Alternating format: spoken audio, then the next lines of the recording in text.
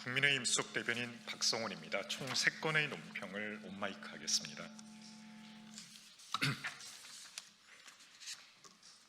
시장 상인에겐 훈계와 혐오, 어린이에게는 오빠 강요, 민주당의 선민의식과 윤리 수준을 드러낸 추악한 민낯입니다. 더불어민주당 인사들이 민생 현장에서 보여준 행태는 차마 눈을 뜨고 보기 힘든 수준입니다. 단순히 개인의 실수를 넘어 민주당 집단 전체에 흐르는 삐뚤어진 선민의식과 국민을 내려다보는 특권의식이 적나라하게 드러난 참사입니다. 정원호 서울시장 후보는 장사가 너무 안 된다고 호소하는 남대문 시장 상인에게 왜 장사가 안 되냐고 타박하며 컨설팅을 받아 품목을 바꾸라고 훈계했습니다. 30년 넘게 생업을 이어온 상인에게 이재명 정부가 만든 구조적 민생 위기의 책임을 전가하는 오만함의 극치입니다. 정작 컨설팅이 필요한 것은 정원호 후보의 일그러진 공감 능력입니다. 부산 북구 앞 하정우 후보의 행태는 더욱 과간입니다. 구포시장에서 상인의 손을 잡은 돌아서자마자 마치 오물이라도 묻은 듯 손을 터는 장면은 국민에게 씻을 수 없는 모욕감을 안겼습니다. 입으로는 형님, 누님을 외치지만 속으로는 시장 상인의 거친 손을 찜찜해야 하는 그 이중성이 역겹기까지 합니다. 더욱 기막힌 것은 이를 수습하겠다며 나선 정청래 대표와 하정우 후보의 추태입니다. 초등학교 저학년 아이에게 40살 가까이 차이 나는 정치인을 향해 오빠라고 불러보라며 수차례 강요하는 모습은 명백한 아동 학대입니다. 아무리 가벼운 분위기의 유세 현장이었다 하더라도 결코 가볍게 넘길 수 없는 문제입니다. 어린이를 대하는 태도는 그 사회와 집단의 윤리 수준을 가늠하는 기준입니다. 처음 보는 성인 남성이, 그것도 공적 권력을 가진 정치인이 낯선 아이에게 특정 호칭을 반복적으로 강요하는 행위는 명백히 부적절합니다. 이는 단순한 농담이 아니라 상대를 동등한 인격체로 존중하지 않는 태도에서 비롯된 것입니다. 시장 상인과 소상공인들은 대한민국 경제의 버팀목이고 어린이는 우리의 미래입니다. 이들을 대하는 방식에서조차 절제와 존중을 잃는다면 그 어떤 정책과 구호도 공허하게 들릴 수밖에 없습니다. 이번 사안을 단순한 해프닝으로 치부할 일이 아닙니다. 공적 위치에 있는 인물들이 최소한의 윤리적 기준과 사회적 감수성을 갖추고 있는지, 그리고 그 기준을 스스로 지키고 있는지 분명히 되묻는 계기가 되어야 합니다. 정치는 말이 아니라 태도로 증명됩니다. 그리고 그 태도는 결국 국민이 평가합니다. 정치가 그들을 훈계의 대상, 혐오의 대상 혹은 선고용 장식품으로 여기는 오만한 권력에게 남은 것은 국민의 매서운 해초리뿐입니다. 선거운동을 할수록 비뚤어진 가치관만 노출하는 민주당은 명심하십시오. 다가오는 지방선거에서 국민은 당신들의 오만함을 반드시 심판할 것입니다. 주독 미군 감축 경고 등 이재명 정부는 근거 없는 낙관론을 버리고 냉혹한 안보 현실을 직시하십시오. 트럼프 대통령이 주독 미군을 당초 계획보다 훨씬 더 많이 감축하겠다고 공식화했습니다. 80년 대서양 동맹의 상징인 독일 주독 병력을 줄이고 관세 폭탄까지 예고한 이번 결정은 국제 질서가 철저한 자국 우선주의와 거래의 시대로 진입했음을 알리는 엄중한 경고입니다.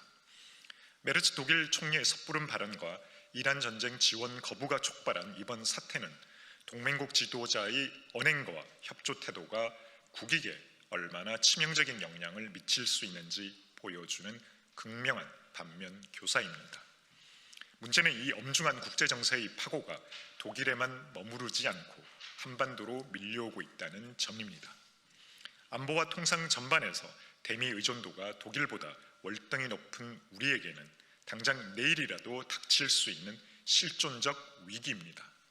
그럼에도 불구하고 이재명 정부는 엄혹한 국제 현실 앞에서 어떠한 선제적 전략도 긴장감도 보여주지 못하고 있습니다. 그저 갈 건너 불구경만 하고 있습니다. 트럼프 대통령은 이미 이란 전쟁 등 국제 현안에 협조하지 않는 동맹국들을 향해 도복성 조치를 노골화하고 있습니다. 한국 또한 예외가 아닙니다. 핵을 가진 김정은 옆 위험한 곳에 미군을 두고 있는데 우리를 돕지 않는다는 트럼프 대통령의 불만은 언제든지 주한미군 감축이나 방위비 압박이라는 부메랑이 되어 돌아올 것입니다. 특히 최근 대북 정보 유출 논란과 쿠팡 사태 등 한미 관계의 신뢰를 갉아먹는 잡음이 끊이질 않고 있습니다. 정부가 내부 갈등 관리에 허둥대는 사이 한미 동맹의 결속력은 약화되고 북한의 오판 가능성은 커지고 있습니다. 말로는 동맹을 외치면서 행동으로는 동맹을 불안하게 만드는 이재명 정부의 모순된 태도가 국익을 해치고 있습니다. 정부는 이제라도 비상한 각오로 임해야 합니다. 주한미군의 역할과 성격이 변할 수 있다는 현실을 직시하고 한미동맹을 더욱 공고히 할 정교한 외교 전략을 짜십시오. 미국 의회와 행정부를 향한 소통 채널을 전방위로 강화하고 경제적, 군사적 기여 방안을 선제적으로 제안해 협상의 주도권을 잡아야 합니다. 세계는 지금 각자 도생의 길로 치닫고 있습니다. 이재명 정부가 지금처럼 안이한 상황 인식에 머물러 있다면 그 대가는 고스란히 국민의 생명과 안전으로 돌아올 것입니다. 지도자의 무책임한 태도와 안일한 상황 인식이 국가 안보를 벼랑 끝으로 내몰 수 있다는 사실을 명심하기 바랍니다. 변호사 스펙 쌓기로 추락한 정치 특검의 예견된 일탈 더 늦기 전에 해체가 답입니다. 2차 특검 특별수사관이 자신의 SNS에 특검 임명장과 피의자 진술 조서를 올리며 스펙 자랑을 하다 논란이 일자 삭제하는 총극이 벌어졌습니다. 수사기관 내부에서조차 엄격히 통제되어야 할 자료가 개인 홍보 수단처럼 활용된 정황은 그 자체로 충격을 넘어 참담함을 안깁니다. 해당 수사관은 스스로를 이혼 전문 형사 변호사 출신이라 소개하며 수사 경험을 통해 형사 전문성을 극대화할 수 있다는 변호사 광고 같은 글을 올렸습니다. 이는 특검이 지켜야 할 최소한의 윤리의식이 얼마나 허물어져 있는지를 단적으로 보여줍니다. 이 같은 자기가시 논란은 처음이 아닙니다. 김지미 특검보는 김어준 뉴스공장에 출연해 수사 대상과 진행 상황, 인력 현황 등을 브리핑해 스스로 특정 진영의 사냥 게임을 감춤없이 보여준 바 있습니다. 건창욱 특검 역시 최강욱 전 의원과의 접촉에서 수사 진행 상황과 향후 계획을 언급한 사실이 알려지며 특정 인물과의 만남에서 수사 기밀 관리에 대한 심각한 의문을 낳았습니다. 특정 인물과의 만남에서 수사 내용을 거론하는 행위는 그 자체로 공정성에 대한 신뢰를 훼손하는 것입니다. 끊이지 않는 논란의 공통점은 분명합니다. 특검 구성원들이 수사보다 노출과 자기가시에 더 가까운 행태를 보이고 있다는 점입니다. 정치적 중립과 철저한 보안을 생명처럼 여겨야 할 조직이 외부 채널에 나가 수사 상황을 설명하고 외부 인사와의 접촉에서 민감한 내용을 언급하는 상황은 결코 정상적이라 보기 어렵습니다. 특검은 언론 플레이의 주체가 아니라 법과 원칙에 따라 진실을 규명하는 기관입니다. 그러나 2차 특검은 출범 2달이 넘도록 단 한 건의 기소나 영장 청구를 못한 채 논란만 양산하고 있습니다. 수사는 신뢰 위에서만 성립합니다. 더 이상 중립성과 공정성을 기대할 수 없는 정치 특검은 이제 그 존재 이유 자체가 없습니다.